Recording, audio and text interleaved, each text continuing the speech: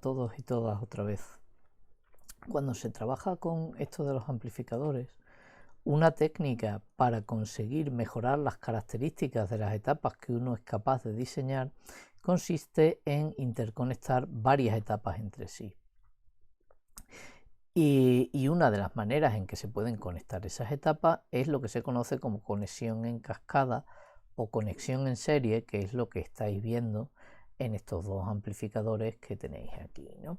Consiste simplemente en conectar la salida del primer amplificador a la etapa del segundo, buscando que el segundo amplifique por su ganancia la señal ya previamente amplificada por su ganancia a su V1 en el primer amplificador, de forma que la ganancia global que obtendríamos, lo que vamos buscando, sería el producto de las dos ganancias. Claro que esto será siempre si los amplificadores son ideales, como vamos a ver. Para ilustrar si este comportamiento realmente se da cuando utilizamos amplificadores reales, vamos a volver a la simulación del amplificador que estuvimos viendo en un vídeo anterior, que sería esta que tenéis aquí, en la que, bueno, veis que el amplificador, lo voy a abrir para que lo veáis, es el que está hecho con un transistor y varias resistencias y un par de condensadores. Bueno, insisto en que no pretendo que entendáis este esquema, pero sí que veáis que es un amplificador real y, si recordáis, tenía ganancia 10, con lo cual uno esperaría que al conectar dos etapas seguidas obtuviésemos una ganancia 100.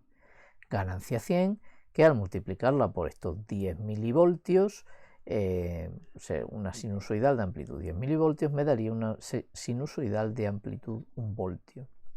Bueno, pues si yo hago esta simulación, veréis que el resultado, que aquí está sacándome una señal que por ahora no nos interesa, el resultado, si observo esta señal y esta otra, sería una ganancia bastante más grande que la ganancia 10 que obteníamos con una sola etapa, pero no es una ganancia que llegue a ser ganancia 100 como nosotros esperábamos, sino que si observamos el cursor estamos llegando hasta una ganancia 64,7 aproximadamente, dividiendo esto por 10 milivoltios, 64,8, o sea, 64, 65, algo así.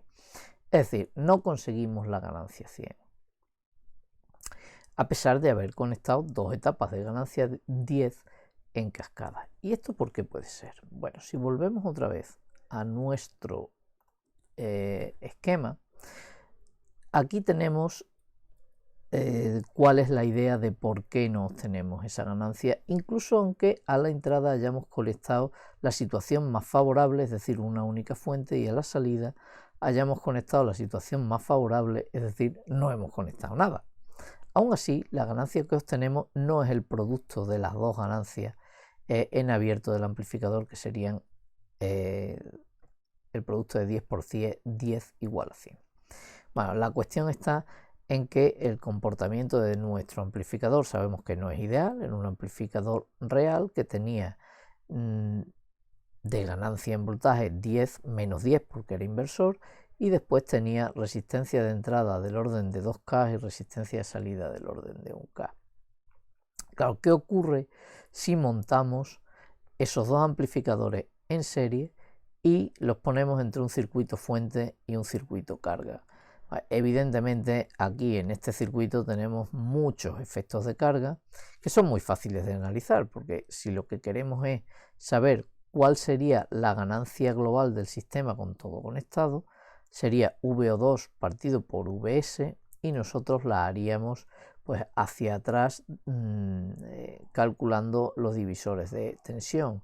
En este caso VO2 para empezar sería RL partido por RO2 más RL, que lo tenemos aquí, multiplicado por lo que genera esta fuente, porque es un divisor de tensión, y lo que genera esta fuente es A sub VO2 y multiplicado por VI2. Vale, pero este VI2, que es el voltaje justamente en la entrada del amplificador 2, lo puedo calcular también como un divisor de tensión, R12 partido por R1 más R12 y multiplicado por A sub VO1 y por VI1. Eso que acabo de contar sería esta cantidad que tenéis aquí multiplicado por A sub VO1. Por tanto, tenemos todo esto ya, pero todavía va multiplicado por VI1 y VI1 tenemos aquí otro divisor de tensión, sería RI1 partido por RI1 más RS, esto que tenéis aquí, y multiplicado por VS, que si lo paso aquí abajo veo que tengo la ganancia global del sistema. Y como veis, observo tres efectos de carga. Uno debido a la RL, que es este de aquí. Fijaos, además del producto de ganancias en abierto, tengo tres efectos de carga. Este, otro debido a la RS, que es este que tengo aquí, por tanto debido a la conexión del circuito fuente, del circuito carga, pero del que no me voy a poder deshacer es del efecto de carga debido al acoplamiento de los dos amplificadores, que sería este efecto que tenéis aquí. Ese va a ser el responsable de que nuestra ganancia ahora mismo no nos esté saliendo en la simulación que hemos hecho, no nos salga exactamente 100, sino del orden de 65. Si os dais cuenta, es muy sencillo, porque este efecto de carga no lo tengo, no he puesto RL, este tampoco lo tengo porque he puesto directamente una fuente sin RS, quitaríamos este y este, pero esto de aquí sería resistencia de entrada del orden de 2K partido por 2K más 1K, 3K, es decir, 2 tercios. 2 tercios multiplicado por 100 es lo que nos daría del orden de 66, que es lo que nos ha salido. Es decir, que efectivamente el problema va a estar en ese acoplamiento. Y la pregunta es, bueno, y cuando uno conecta, la pregunta es, una pregunta que nos hacemos para hacer el tratamiento en condiciones de la conexión de amplificadores en cascada, ¿no podríamos calcularle a el conjunto de dos amplificadores cuál es su equivalente como un único amplificador? La respuesta evidentemente es que sí, y tenéis aquí cómo se haría, y un poco esquematizado a qué es a lo que me refiero. Yo tengo mi conexión de los dos amplificadores en cascada. Bueno, pues esos dos amplificadores lo puedo considerar como si fuese uno solo, ¿no? Que agrupa los dos, donde la entrada está en la entrada del primero y la salida en la salida del segundo. Efectivamente, y la idea sería tratar de calcular cuál es el circuito, el equivalente como amplificador de voltaje de esa asociación. Es decir, calcular este parámetro RI, este parámetro RO y este parámetro A sub VO o parámetro de ganancia.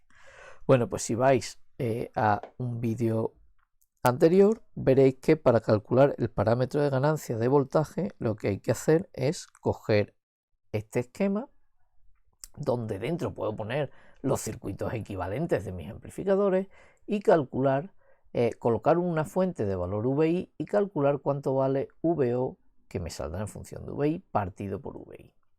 Bien, pues si yo hago eso en el circuito que hemos visto anteriormente, aquí, es decir, tendría esto fuera, aquí una fuente de valor VI y esto sin poner, resulta que efectivamente quitaría este efecto de carga y este efecto de carga, el debido a RL, el debido a RS, y me quedaría por tanto A sub V1 por A sub V2 y por RI2 partido por R1 más RI2.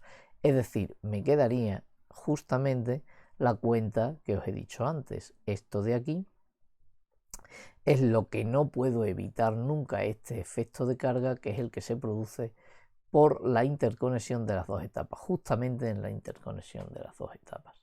Para calcular la resistencia de entrada, lo que había que hacer era colocar una fuente de voltaje VI y calcular I sub I en función de VI. La relación de las dos me daría exactamente la resistencia de entrada al amplificador global. Y me debe salir lo mismo, aunque aquí ponga, lo deje en abierto o coloque un cortocircuito. Pero si nosotros nos vamos al esquema de etapas que tenemos aquí, es tan tonto como conectar una fuente de valor VI aquí, pero es que si conecto una fuente de valor VI aquí, la relación entre VI e I sub I será directamente la RI1. y no se verá afectado por nada de lo que ocurra detrás. Por tanto, la resistencia de entrada evidentemente será RI1.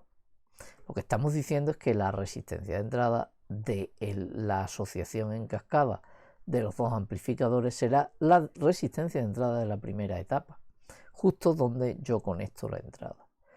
¿Y qué ocurre con la resistencia de salida? Pues para calcularla, acordaros que había que poner una fuente de valor VO conectada a justamente los terminales de salida y calcular I sub O en función de VO.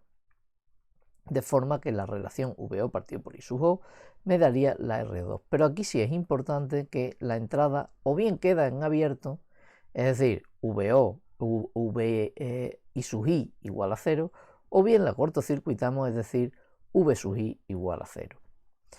En nuestro circuito, hacer VI igual a 0 o I sub I igual a 0 es lo mismo, porque hagamos la que hagamos 0, la otra debe resultar 0 también, ya que entre las dos solamente está la resistencia.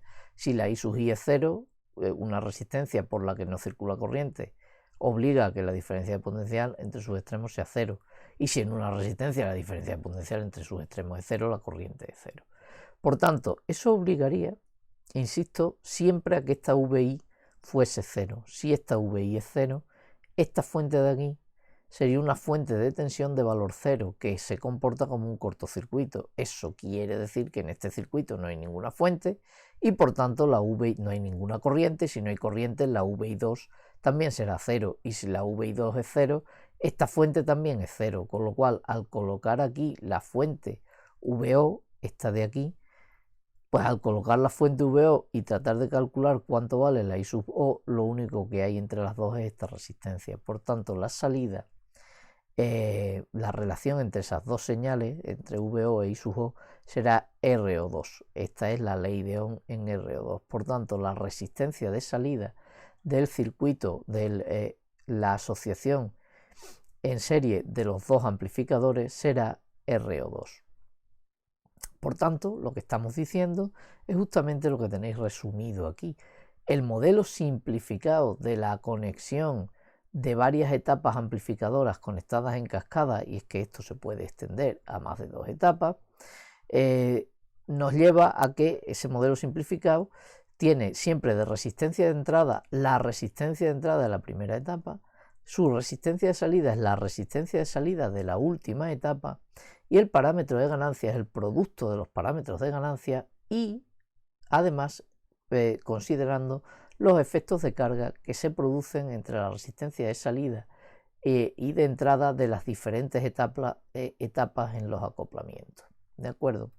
Y eso es lo que tenéis aquí, y aquí es donde lo tenéis todo eso explicado. ¿Y esto para qué nos puede servir? Bueno, pues nos puede servir, como hemos visto antes, para generar o tener un amplificador con mayor ganancia. Si yo sé hacer una etapa de ganancia 10, pero necesito ganancia 100, pues puedo conectar dos en serie. Y siempre que estén bien acopladas las resistencias, pues no tendré mucha pérdida en el acoplamiento de las dos etapas. Pero no solamente sirve para eso, también puede servir para aprovecharse de las diferentes características que tengan varias etapas, por supuesto diseñadas de manera distinta, las diferencias que tengan respecto a resistencias de entrada y resistencia de salida. Nosotros sabemos que un buen amplificador de voltaje tiene que tener una resistencia de entrada bastante alta. Si yo soy capaz de diseñar etapas con resistencia de entrada muy alta, pero que tengan una ganancia baja, y también soy capaz de diseñar etapas con resistencia de entrada no tan alta, pero ganancia muy alta, puedo conectar dos en cascada de forma que el conjunto global tendrá la resistencia de entrada del primero, el que tiene alta resistencia de entrada, y después la ganancia, si no se me deteriora mucho por el acoplamiento entre las dos etapas, pues conseguiré hacerla más grande respecto a cada una de ellas, ¿no? Y por tanto conseguiría mejorar las prestaciones de mi amplificador. Por último, para ilustraros cómo efectivamente en nuestra simulación conseguimos, además de aumentar la ganancia, como también podemos calcular la resistencia de entrada y la resistencia de salida y nos sale lo que hemos estado hablando. Bueno, aquí antes vimos cómo en mi amplificador, que tiene dos etapas iguales, conseguíamos la ganancia del orden de 60 y tantos, como hemos visto. Pero ¿cómo podríamos ver cuál es la resistencia de entrada? Pues simplemente hay que ver la relación entre esta corriente, entre esta diferencia de potencial y esta corriente que entra por aquí. Si yo la saco a mi gráfica, veréis que la corriente también es una sinusoidal, este sería su eje, pero yo lo que quiero es el cociente. ¿Cómo podría hacer el cociente? Pues simplemente edito lo que estoy viendo y le digo que sea V in open partido por la corriente. Y esa nueva gráfica verde que tenéis ahí sería la resistencia. Si veis, está alrededor de los 2 kiloohmios, como os dije. ¿Qué ocurre? Que como estoy poniendo sinusoidales y las sinusoidales, la corriente que está en el denominador, a veces pasa por cero, pues evidentemente ahí tiene singularidades. La mejor manera de ver cómo evoluciona esto es hacer un zoom en un único periodo, en esta zona de aquí, por ejemplo, que no esté muy cercana a las corrientes y veis cómo, o sea, las singularidades, y veis cómo efectivamente hay variaciones, pero es bastante estable alrededor de un valor que podría ser este, por ejemplo, que es del orden de 1959-1960. En el modelo que yo hice antes salía 1940, ¿no? En mi cálculo teórico. Y si os dais cuenta, también podríamos hacer la simulación para tratar de obtener la resistencia de salida. Para tratar de obtener la resistencia de salida, colocamos la fuente en la salida y dejamos la entrada en abierto, aunque cortocircuitando debería salir prácticamente lo mismo. Os lo dejo, os dejaré estos ficheros para que vosotros lo probéis, ¿no? Si sacamos el voltaje y la corriente que circula, veréis que, esto ha salido así porque tengo hecho un zoom, veréis que el voltaje es ese VN006, pues lo ponemos aquí, VN006 partido por la corriente, y como podéis ver me vuelve a salir otra vez una resistencia bastante estable. Lo que pasa es que por las singularidades sale una escala muy grande, pero yo puedo hacer un zoom. Lo voy a hacer directamente en una de las zonas y como veis, pues sí que queda una resistencia. Vamos a hacer otra vez este entre 0 y 2K, y sí que queda una resistencia también bastante estable, más o menos alrededor de este punto, que como veis es 1 kiloohmio. O sea que, como veis, a la hora de obtener los parámetros en simulación también los podemos obtener como hemos indicado para obtenerlos teóricamente, y os dais cuenta cómo la resistencia de entrada es la de la primera etapa, la de salida es la de la segunda etapa. En este caso, como las dos eran iguales, pues es la misma que las dos. Y por tanto, y terminando y resumiendo ya todo finalmente, aquí en nuestra última diapositiva tenemos un resumen de lo que resultaría el conectar en cascada: resistencia de entrada primera etapa, resistencia de salida la segunda, y parámetro de ganancia considerando el efecto de carga que se produce en la zona intermedia. De acuerdo, en un próximo vídeo veremos otra diferencia más del comportamiento de los amplificadores reales, como ese que acabamos de simular, hecho con transistores, respecto a el modelo que estamos utilizando, al modelo de amplificador ideal, o al comportamiento de amplificador ideal que le exigíamos en el primer vídeo que vimos del tema. Me estoy refiriendo al comportamiento, lo que llamamos respuesta en frecuencia, el comportamiento en frecuencia. Pero hasta ese próximo vídeo, estudiaros este, que es muy interesante. Hasta luego.